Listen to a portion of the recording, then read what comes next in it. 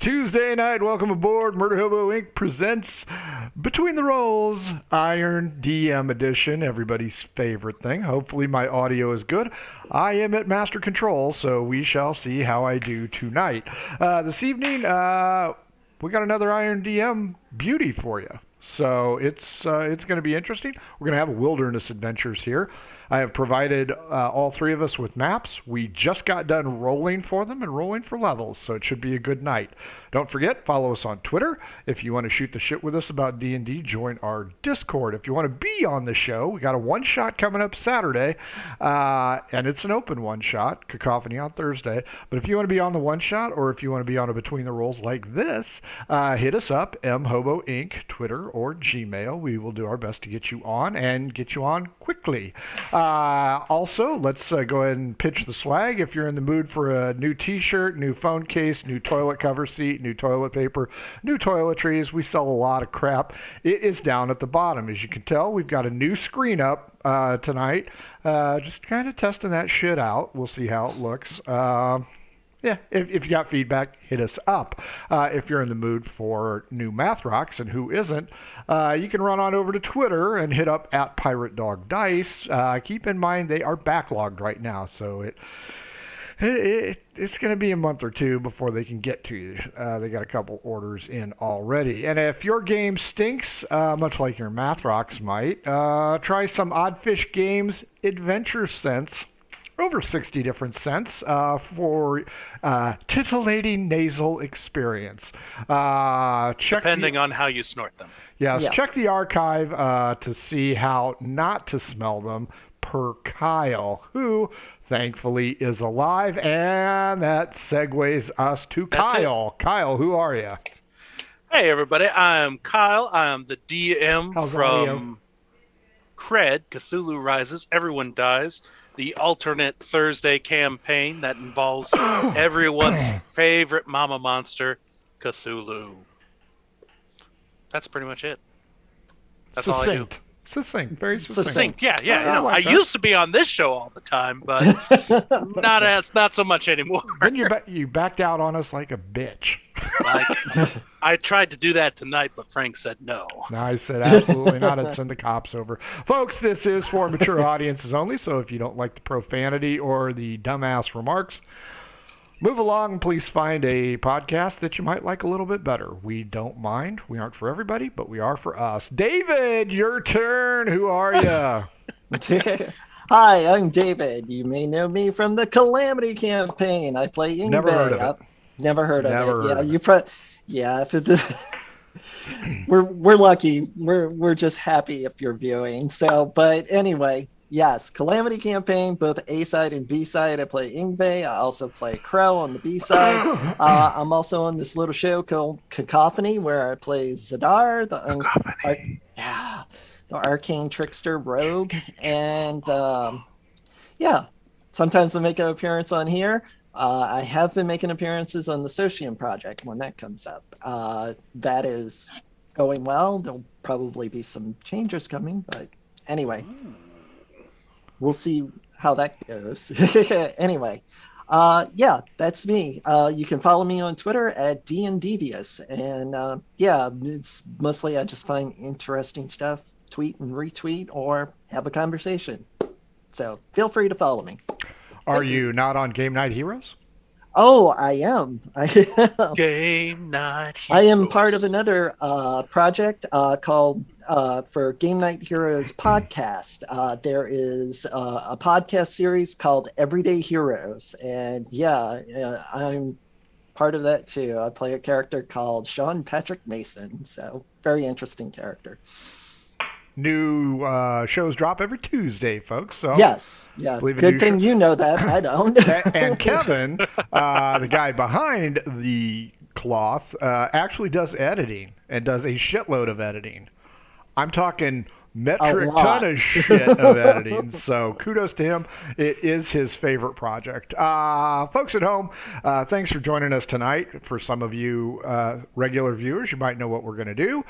First, we're going to do our recap, and then we're going to get into the Iron DM. So let's start first with, as David alluded to, the Socium project. That was this past Tuesday. David, tell us about it. Well, this past Socium Project episode, they and the one prior before that, they had to come up with historical and political figures for the regions that they were in. Now, one of the things that's happening in the changes in Socium is that I won't be part of the world building part of it. I may make appearances as a host from time to time, or however Frank sets it up.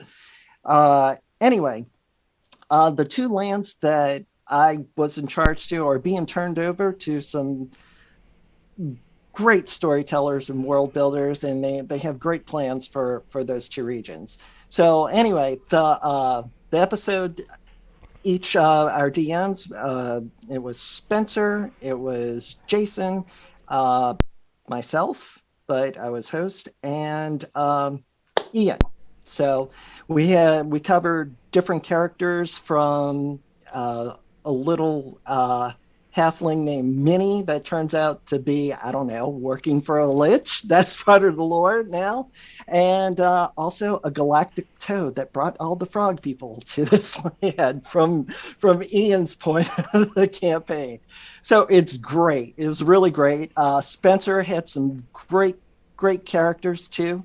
His political figures are just awesome. So if you get a chance, check it out. It's Socium Project. These guys are working hard on these projects for this world building compilation that's going to be coming up at the end of the year. So I can't wait to see what else they come up with. I'm really excited about it. So should have watched 2 weeks ago. We knocked it out of the fucking park. I know you did. Folks, we cannot say enough about the Socium Project. We are just in love with that. That's we DMs have just banded together to create the countries, and we're fleshing it out all the way through November. And in December, fuck it, we're going to play in that world. No questions asked, because Crud will be over, Calamity will be over, Cacophony will be in the dirt, everything will be dead. We'll have nothing to do. Oh, man. Speaking of Crud, with everybody dying, Kyle, what do you got? Nobody died. I tell you what, though, I really, really wanted them to. This past week, they were focusing on destroying a ghost of a... Oh my goodness, what was it? I'm supposed to know these things, but I never know these things, not anymore. A ghost of the Prince Commander of a land of Uskin, which is a land full of giants and halflings. They were attempting to take over the island. The party had decided that, you know what, we're going to take all their gear and all their crap since they already made it, and we're planning on laying siege to the city anyway. So they had to deal with that, and were entranced in several ways to reenact this ghost's death. While two of the players were busy acting out the parts, unbeknownst to the players, turns out the halfling was the one who was going to be chosen for death in a very, very permanent way. However,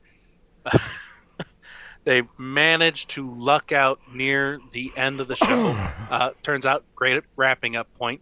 They were able to figure out who the ghost was in life, and managed to halt it in order to communicate with it and do some unfinished business, which is conquer the city of Farzine on this island and plant the Bright Soul banner. It's definitely not a cursed item or anything like that. Don't worry about it. Don't slip of the tongue. That's probably it. Fine. Yeah, probably fine, you know. When you end a show with saying, yeah, the banner then drips blood onto your face, and that's the end of the show, you know good things are going to happen, and next Cred, they're going to loot the living hell out of this ship, I'm sure. But that was Cred last week. I did love the ending. The blood drops on him. That was hilarious. I'm like, these guys deserve that shit. And finally, Saturday, we had the Calamity campaign. No Margoo on Sunday. Damn graduation parties took a bite out of us. But on Saturday, David, Kevin, Rob, and Jesse are all in a post-apocalyptic world going through the city of Mayo or Yor, depending on which side of the map you grew up on, trying to find a cure for Jesse's character's sister, who was attacked by a ghost. See the running theme here? Mm-hmm. They discovered that an ancient temple called the Till, read hospital, houses curative elixirs. So they had been trying to get there. Unfortunately for them, they spent the night in the Hot Topic on the 3rd floor, where they met both a gelatinous cube and a gibbering motherer. The gibbering motherer actually, or mouther, however you pronounce it, actually activated the damn escalators in the Hot Topic, causing a little bit of hilarity, a little bit of heroics, and a whole lot of Arrow Flynn moments. Sadly, the party did not emerge unscathed. Rob, who plays the barbarian Dave, sadly decided that when they locked the Jello cube in a storeroom, he dropped both his shield and his battle axe, grabbed another weapon, and went after the gibbering mother. Of course, if you played D&D for any length of time, you know gelatinous cubes can eat through shit, which it did, and it got a hold of Dave's shield and weapon, and their guide Grumio, who, along with Kevin's character, the Paladin, nearly bought it. So dying in the Hot Topic is not something you get to say when you're playing D&D very often, but who the hell knows. They also found themselves in an open field trying to get to the Till, and artillery, bazooka, some kind of missile weapon is blasting holes in the countryside, and now they have some angry mob to deal with before they can get to the Till. These guys are on the last leg of a pretty dangerous point. But you know what? I have faith that they'll do the right thing. They didn't get to see a purple hoopty like they did in previous episodes.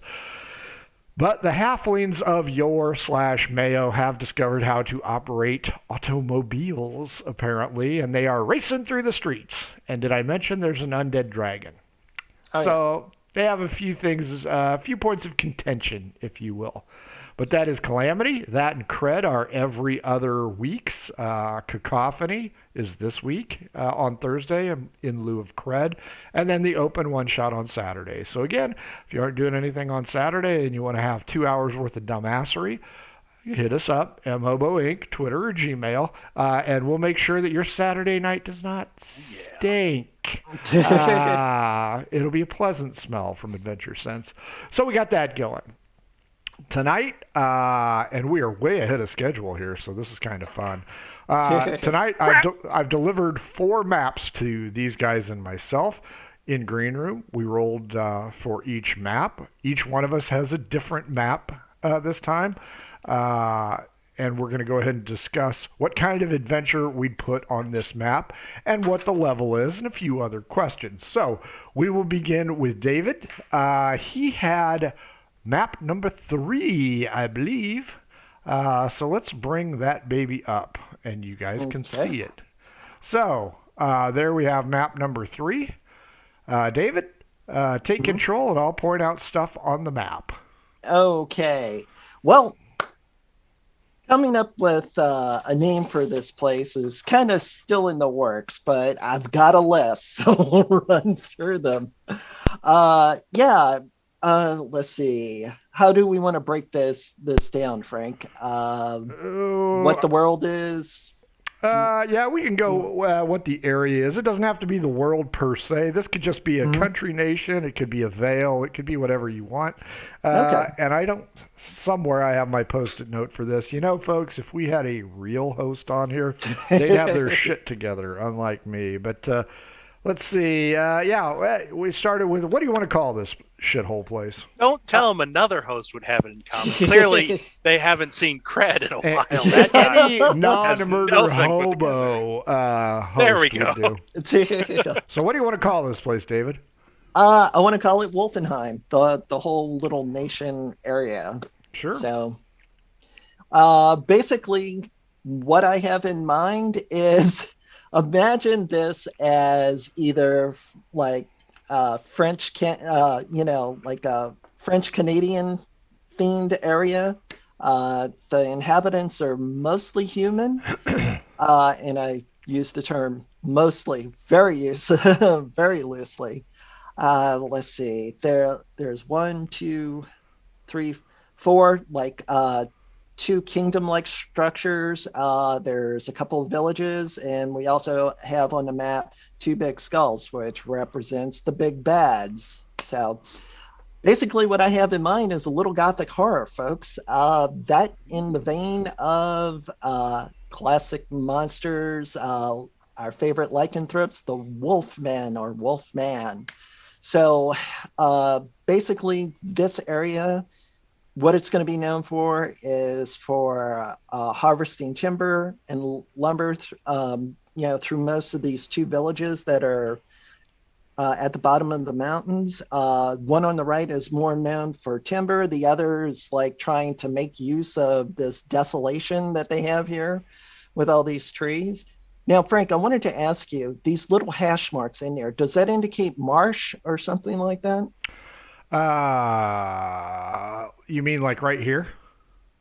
Yes, there or around the edges of, Yeah, let's see. I believe these are marshes. You can Okay. also, these would be grasslands, I think. Okay. Okay. Folks, courtesy of watchaboo.io, I think, or .itch, these maps come from there.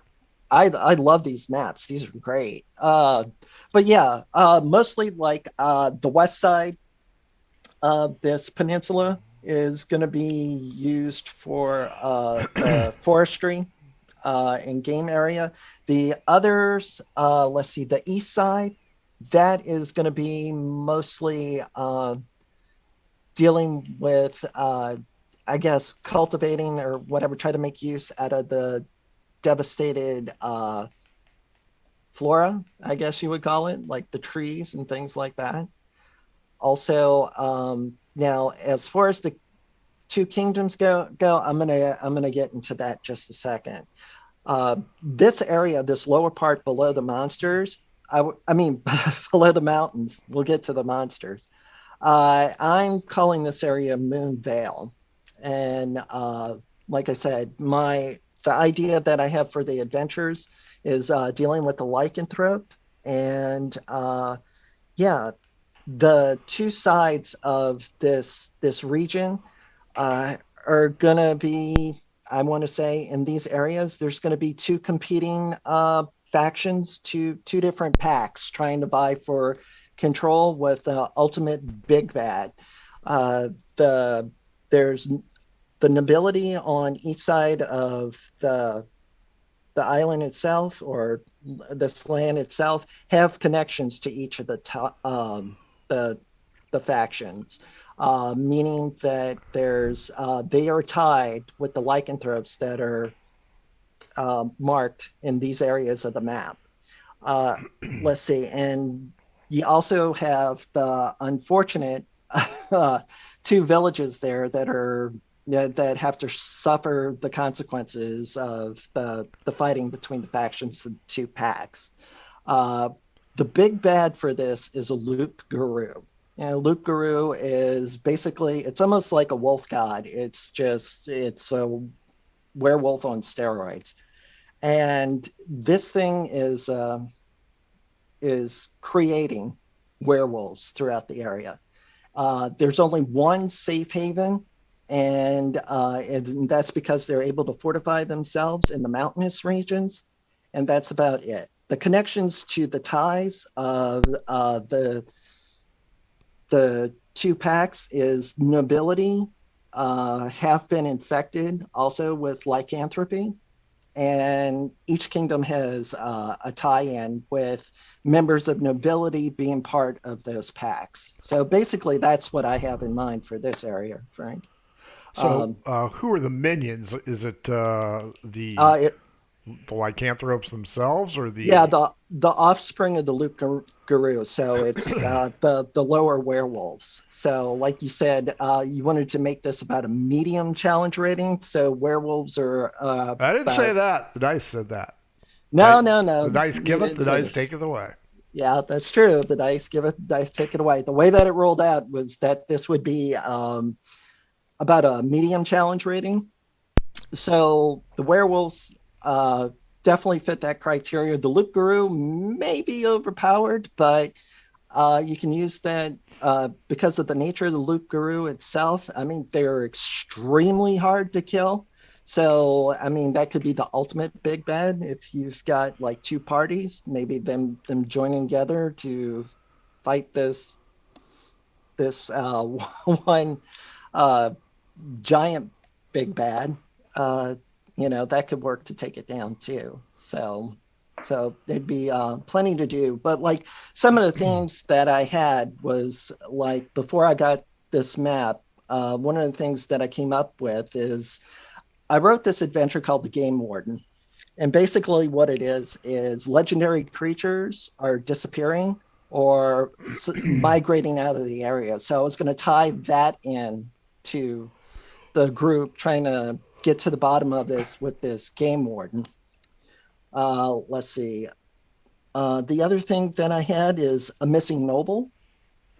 So basically tracking down what happened to a missing noble from one of the kingdoms and then discovering that they are now actually have been infected with lycanthropy and are trying to, the packs are trying to absorb them into their fold.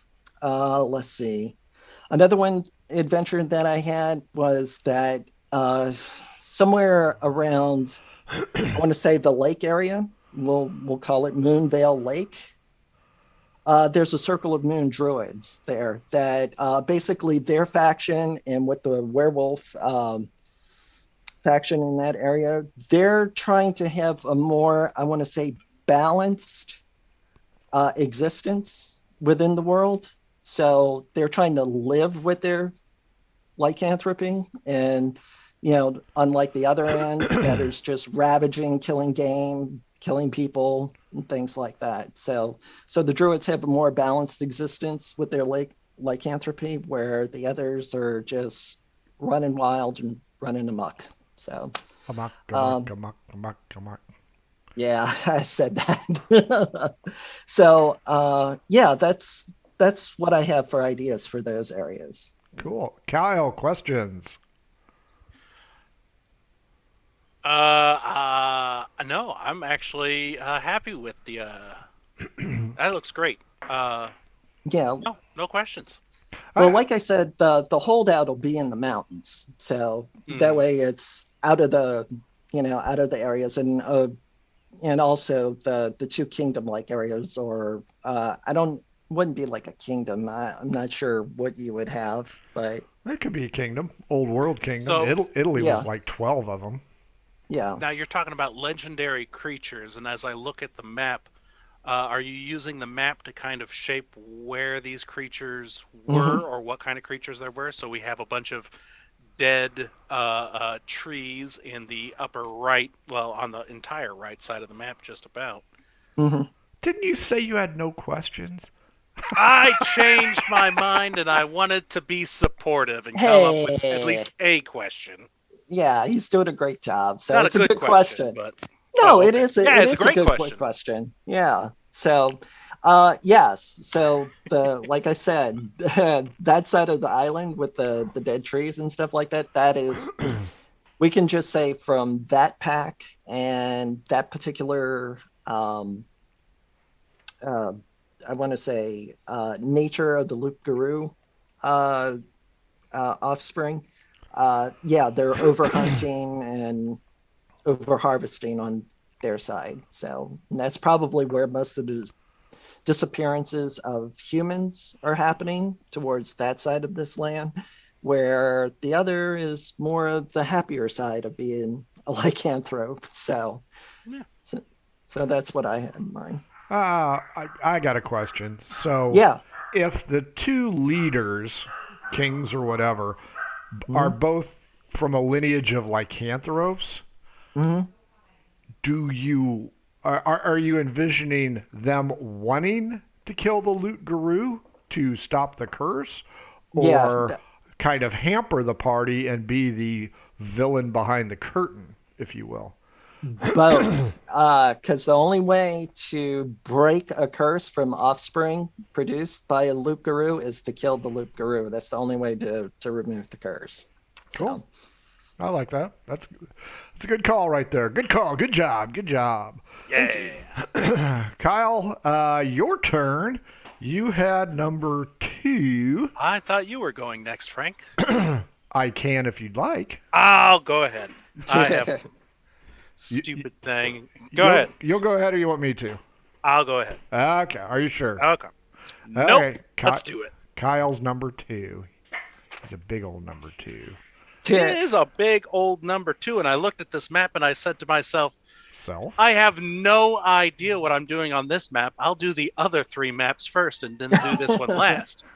And then I looked at the time and said, oh no, well, hopefully I don't get this map. And then the dice rolled, and I said, well, I asked for that, didn't I? I offered. I offered to trade. He offered. So what I pictured for this map here is that this is actually the testing grounds of a wizard in our centermost city there with the tower attached. And what has happened is that, wizards need things. And after a while, a town started gathering there. And of course, wizards needed things from faraway places. And so a hamlet started there, the little tiny thing. And of course, anything rich and expensive came from the city. But this was one of our mad scientist wizards. The kind that, has an amber headpiece on their staff that might have like some sort of insect on the inside of it. Nice. Nice. Maybe an assistant known as Mr. Dinah. Wow. Wow. My child has been asking to watch dinosaurs for the past 7 weeks. I've done nothing but watch dinosaurs in Jurassic Park. No, but this land is actually filled with monstrosities as opposed to actual dinosaurs or undead, which is something I was thinking about going, but I chose that for a different map entirely. And so the wizard has passed away. The party has come into the town, and I'm still debating on exactly why they're there. I mean, maybe it's turned into a little bit of a theme park in the sense of, oh yeah, check out our amazing wizard Gizmo there. And nice. I don't know. And I think they get thrown in jail for a theft that they may not have actually committed. I call bullshit. It's not a Murder Hobo Inc. unless someone cries bullshit at a wrongful theft. Right. Although I will give one of the party members an attempt to be like, hey, do you want to steal something fancy? And so I think your first encounter is going to be starting off in this city. And that's a thought. Maybe not. Not that city. I'm talking about the wizard. I'm ignoring the far-flung city to the... Well, actually, it could be both. Either way, the party needs to prove their innocence. The item has been stolen by a kobold, and it is an item that is the controlling gem for a... what did I call them? A true manticore. For those who have watched many of the Between the Rolls in the past, I always have this love of saying, oh yeah, there's manticores or there's giants, but then there's true giants, there's true manticores, the true kraken, so on and so forth. And this is the mother or father of all the rest of the creatures that we know of today. Far more fearsome, far more terrifying than previous. And this kobold is seeking to control this barbed, this true manticore, who is going to be in the mountains that is west of the lake there. And so I think if we start off in the Wizard's Tower, what I want to do is make sure the party gets a bunch of super powerful magical items. And so I kind of think for my first encounter, I want them to actually become criminals and actually steal something from the Wizard Tower. It's going to be a bunch of murder hobos. They're being accused of something they didn't do. Uh-huh. Might as well actually do the crime just in case they end up dying. Hockey penalties.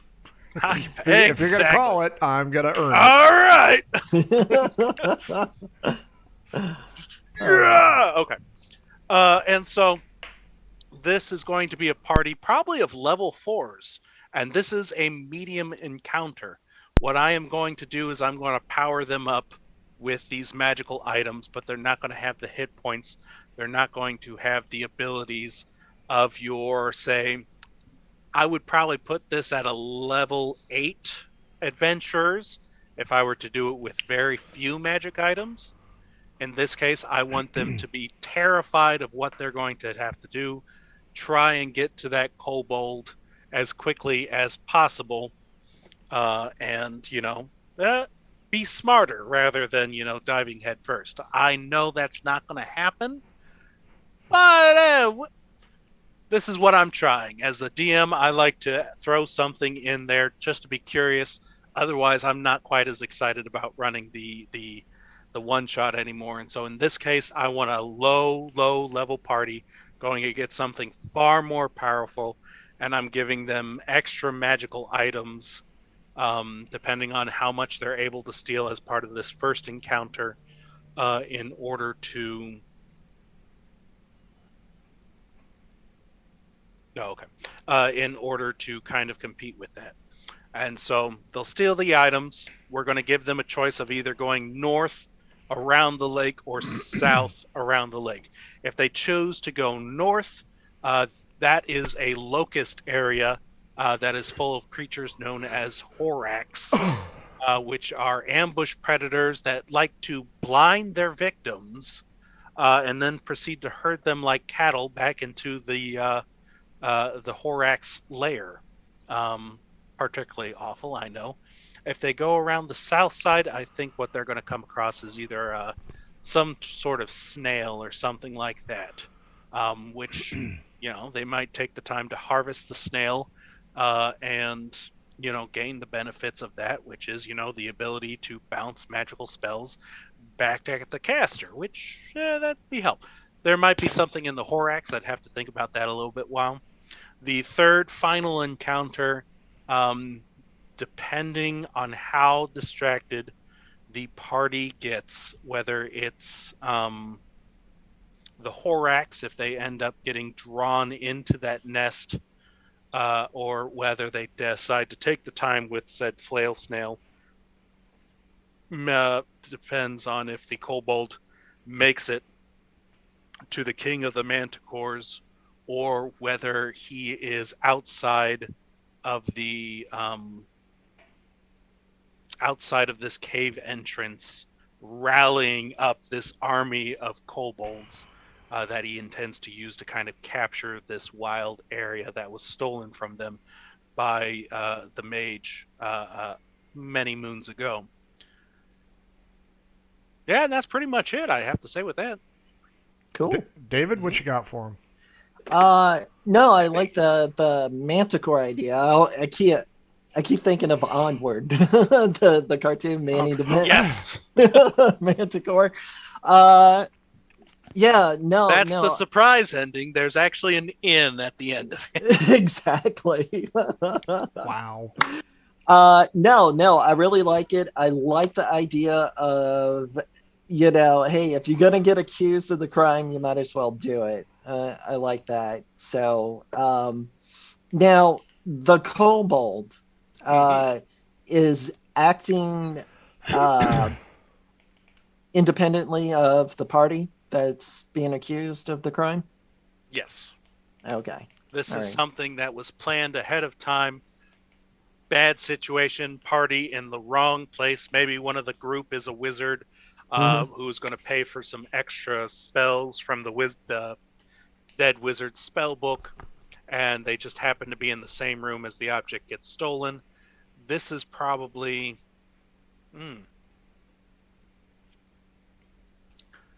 Given some thought, it's either the guards are going to come busting into the room, arresting the party, and the party, as the one shot begins, the party is going through this tour. The kobold comes in, grabs the jewel, and makes off with it. In which case, you give the party like, okay, here's a list of items. Maybe you come up with like a picture in the background and be like, okay, grab something you see in this picture, and then you need to get out of there. Otherwise, you are going to be jailed. Wow. Or have the guards come in, arrest them, be like, yeah, you stole this. Clearly you stole this. This is bad news. You either go get it and prove your innocence, or, you know what, just go kill the manticore just to be sure that it can't be used in a terrible way. Got it. And so then it's like, well, we're level 4. Ugh. So the kobold, do I have this right, is trying to get the jewel back to, or the item back to the manticore? Is the kobold in the servitude of that? Or the because they usually pick a big bad to fixate on, kobolds usually. So I would say instead of focusing and choosing to worship this manticore, this particular kobold and his tribe are obsessed with this manticore. It is the manticore that's going to lead them into power. But instead of serving it, they want to use it as a weapon. Maybe this kobold used to be not an apprentice, but maybe they were servants to the wizard. And then once townspeople started moving in, the wizard was like, yeah, get the hell out of here. You know, I'm going to get paid by all these people and all this other stuff, but they're not coming here if you're still here, so get out.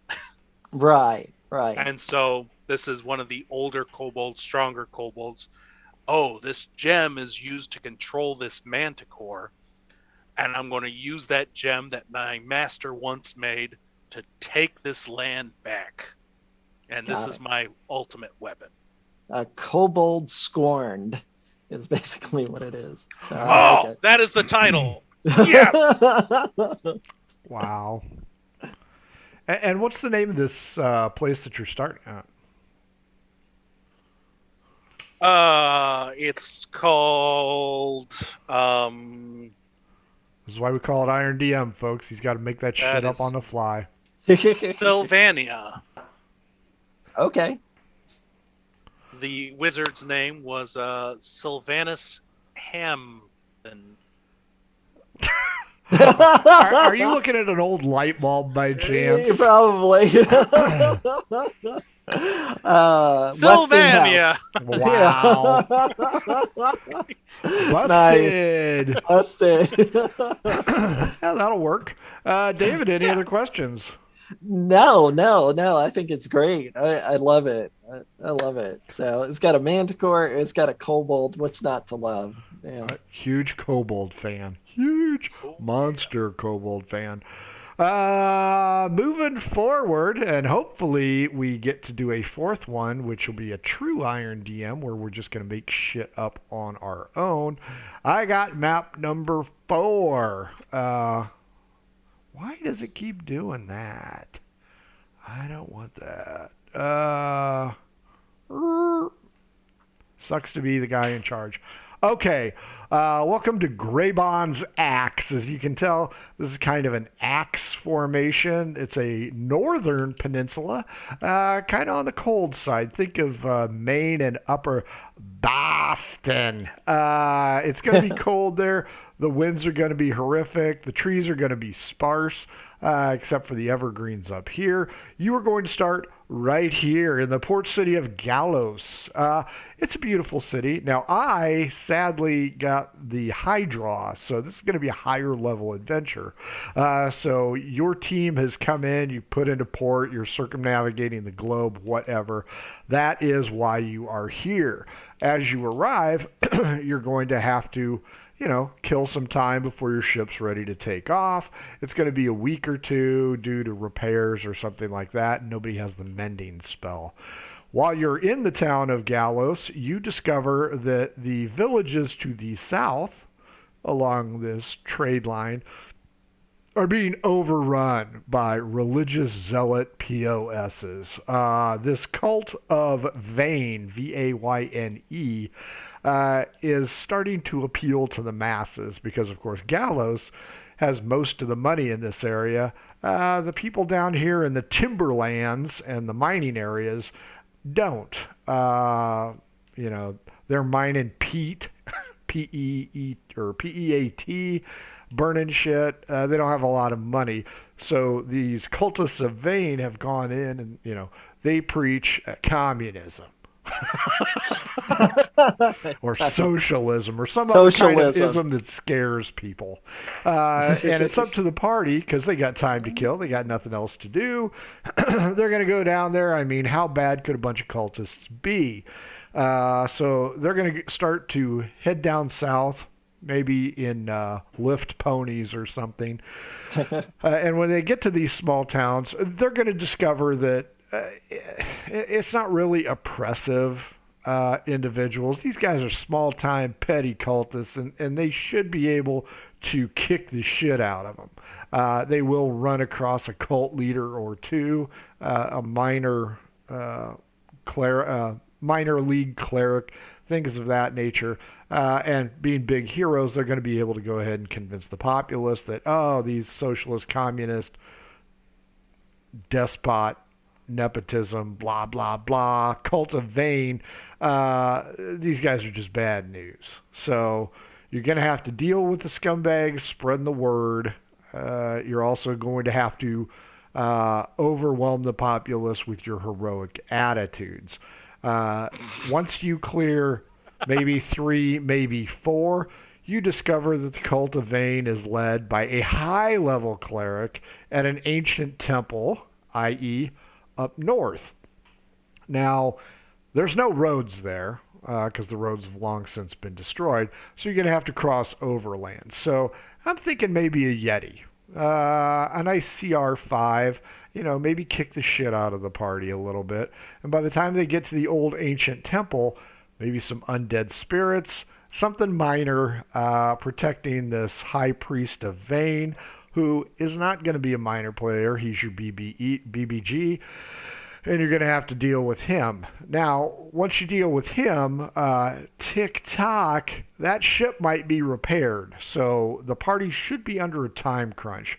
Maybe I'm thinking 2-3 days down there, a day at each place, back, and then overland. So the party's going to have to watch their opponents and watch the clock, because if you just kill the head priest of Vayne, which you only find out after the small ones, he's going to go off on recruiting. So once you've dealt with the lower levels, you're kind of in for a penny, in for a pound. Otherwise, all your work will have been for naught.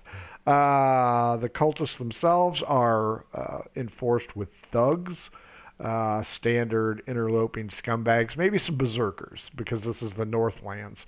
So think Vikings, think Dwarven Vikings. Dwarven Nazi Socialist Vikings. That's who you're going to be. So Frank, are you telling me these are Dwarven Vikings? I'm saying they're Dwarven Viking Nazi Socialists. So these guys, once you defeat them, they go off to Socium and they become Carol's problem, is how I'm envisioning this. So, nice. But yeah, once you deal with the relatively easy problem of cultists, you're kind of stuck because you got to deal with the BBG. You can't just leave because that doesn't solve the problem, and your reputation points are going to go down. And, when you're high level, reputation is everything because you'll never come back to this shithole country again. But, just like in Philbar or Margoo or Cacophony, somebody's going to have heard about you. So, you got to protect that rep. You can't just kill everything. Well, you can. You can do the Frank method and kill everything. But you're going to have to kill everything. just to maintain that rep. So that's what I envision. High level, relatively easy at first. Kind of a staunch opponent after getting the shit kicked out of you by Bigfoot or Grape Ape or whatever you want to throw at him across the frontier. And quite honestly, Gallows is just going to be your landing spot. It's not going to play any big thing here. But the people of Gallows know that if the cultists remain unchecked, Gallows will fall to these religious zealots. And that's no bueno. Questions, either one of No you? bueno. What Kyle. level? I'm envisioning 12. 12. So, yeah, you're talking a high level cleric. And, maybe an anti-paladin, or they're paladins of vengeance as the holy roller. So it's going to be a handful. It's not going to be one of those, oh, if I botch one roll, I'm screwed. But it's going to be, this fight's going to last more than 3 rounds. And Right. I'm thinking he has some kind of flail of blinding or flail of sickness, some kind of high potent magic item that if the DM rolls a 19-20, that's going to be a crit hit and bad things will happen to that one. Now, in theory, if the DM's rolling hot, he could end up blinding half the party and killing the rest. So that about high. So if Does he have a bodyguard? I consider that. At level 12, that sounds like a bodyguard just to make sure you don't have focus on one person. Well, and I was thinking, do I want the bodyguard there or out in the open? And that's why I went with the Yeti at CR5. Because you're going to be close enough that, okay, there's the temple. Tick-tock, that damn ship's going to leave. We don't have time for long rest and all that crap. We got to go. So I put the Yeti out there as the bodyguard. I did consider, and it certainly would be acceptable, maybe throw a young white dragon out there. Because, everybody likes getting frosty. Yeah. So Right. I could see replacing the Yeti with that. Or if they're just zipping through everything, if they have some kind of magical steed or transportation device, which I think they're going to have that. yeah, at 12th level, they might have that. Maybe throw the Yeti and then the White Dragon, or the White Dragon and the Anti-Paladin.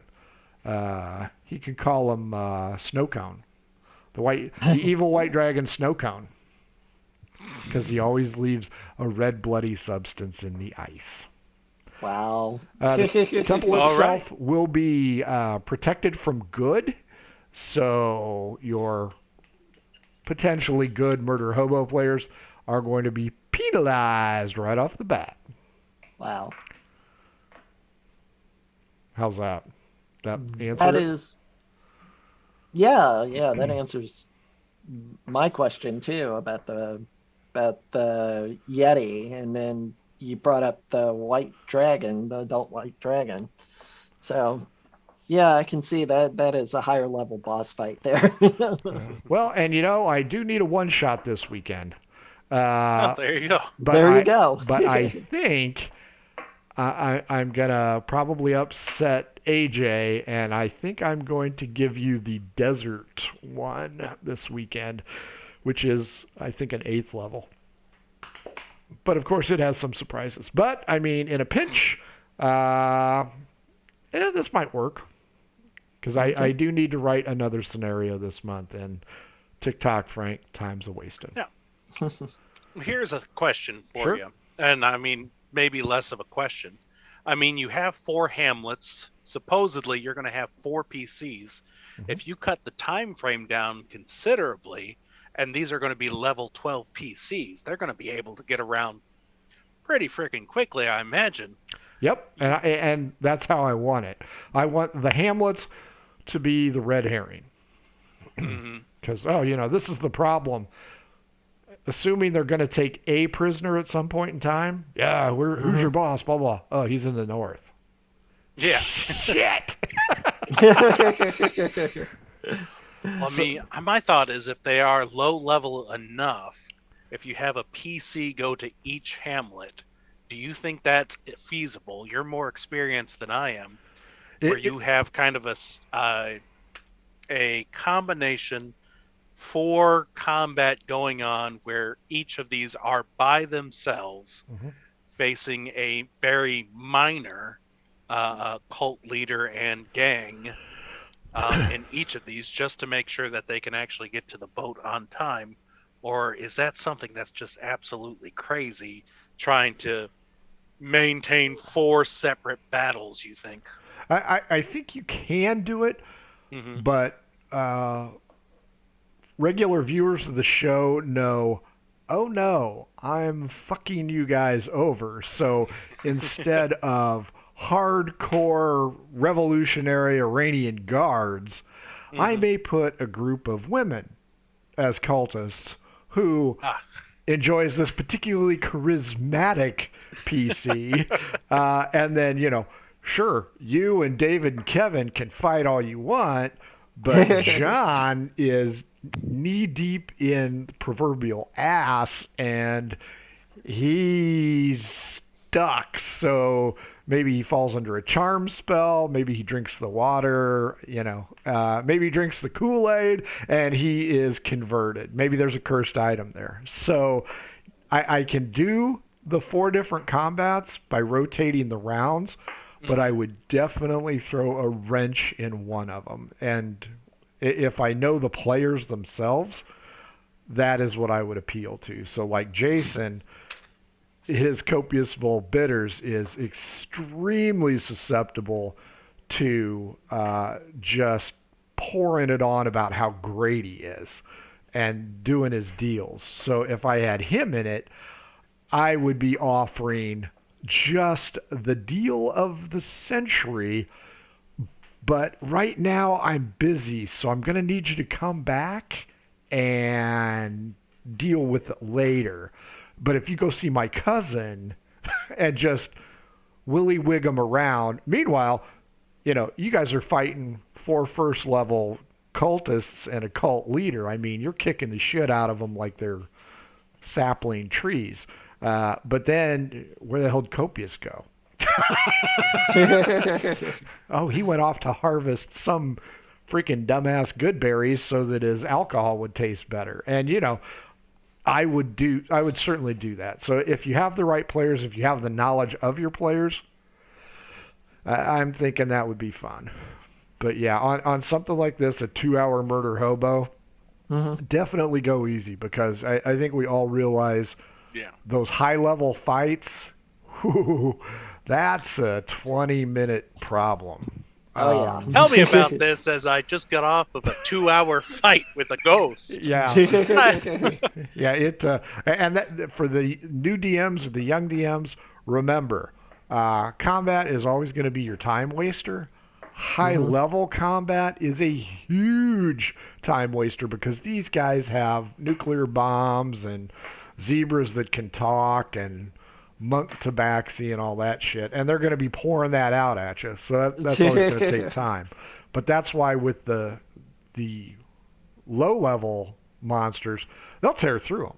I mean, I have no doubt. You get a wizard going to Johannesburg who drops a fireball on the cultist's main temple, that problem's solved. Okay, time to eat. Let's go get some biscuits and gravy. But yeah, I can see letting them split up. But would you feel safe in splitting up if I was DMing? Absolutely. You don't know what you're doing. Wait, Frank, you want us to be level 12? Yep. Yeah, I'm a god. White dragon. One shot. Yeah. And I would try, and when I carried out the combat, I would start with the 3 fighters. Okay, this is what you got. And just seeing the look on the first fighter's face, realizing that he's going up against CR quarters and a CR half, this is nothing. And then it's just like Monty Python's skit. What is your favorite color? It's like, wait a minute, there's no cultists here? No, there's a convent. Crap. Nice. So yeah, but I could see allowing them to split up. That would not be a problem. Just make sure, tick tock. You got to be on that ship, otherwise you're going to be stranded here in the Great White North, saying, "Hey, you can hang out with Chris up in Ottawa." Nice. Oh, next ship You will be enter here in into a 6 months. smoke-filled wizard tower. You cannot see clearly. Well, shit. We aren't going to have time to cover the fourth one. Now, I tell you what, put the fourth one up anyway. Yeah, lightning round. Lightning round. I'm going to tell you, I'm going to go off because I know just what I'm going to put in there. Go ahead.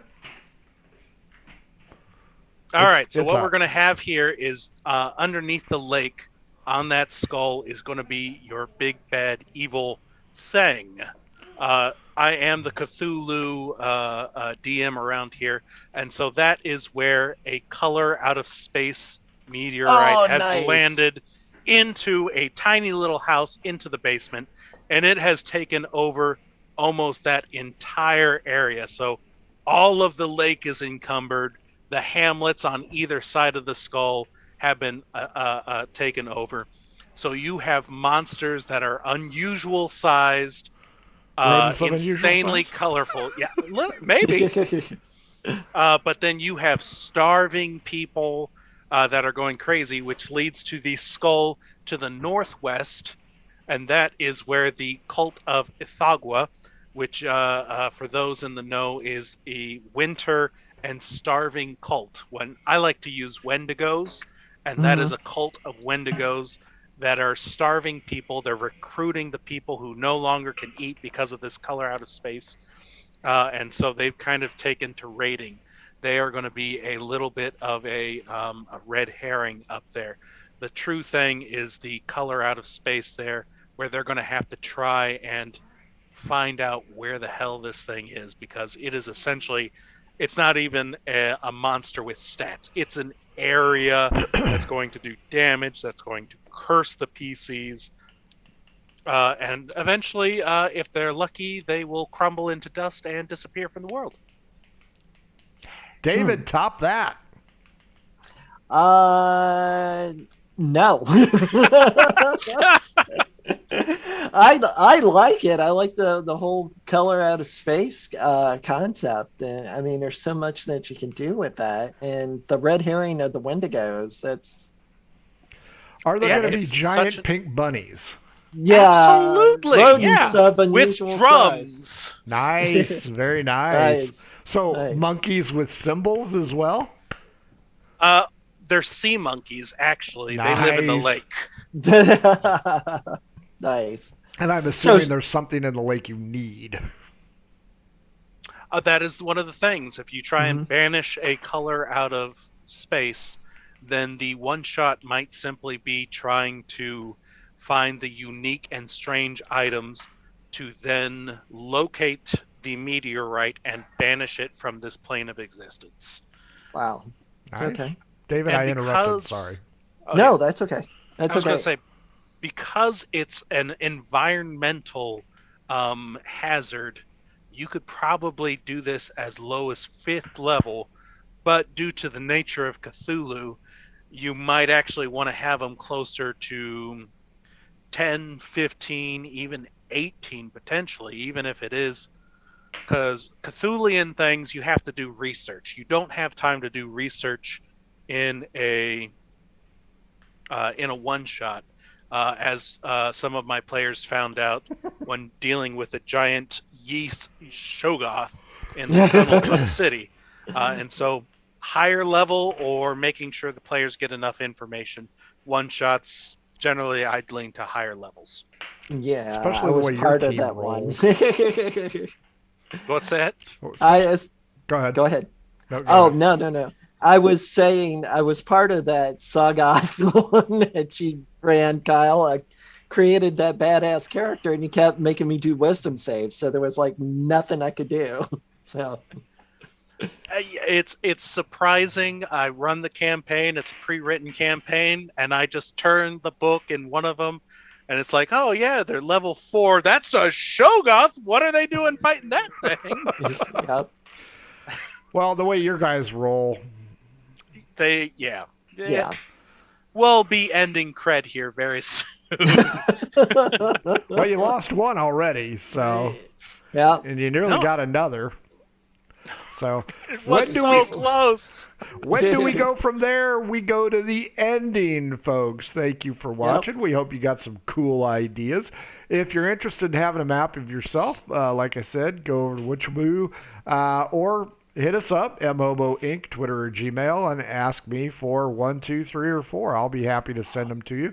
I didn't These make maps them. are amazing. Yeah, I like that site. So if you go to the medieval town generator, which is what I always use, scroll all the way down, and you'll see the link there. So I take no credit in these maps. I'm just happy to use them.